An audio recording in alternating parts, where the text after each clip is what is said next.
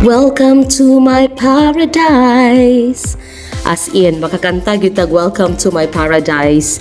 Mo gini ang giingon nga paraiso. As in, nindot kaayo dinhi.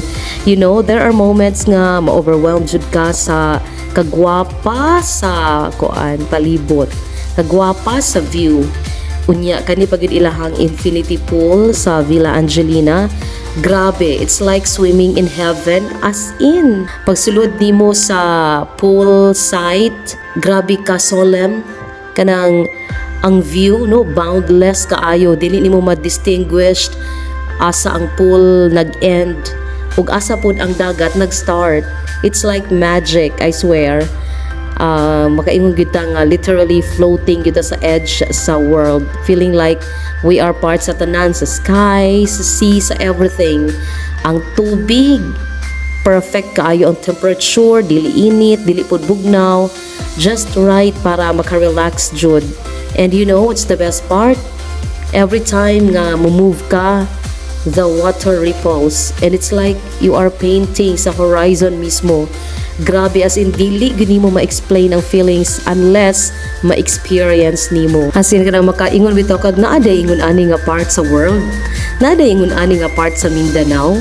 As in, it feels surreal kaayo. Swimming here isn't just swimming. It's like meditation, it's like prayer, it's like finding peace sa atong kinabuhi. So if kamo you are planning for a vacation with your family or barkada, especially karon nga grabing init kaayo, guys, seriously consider this place.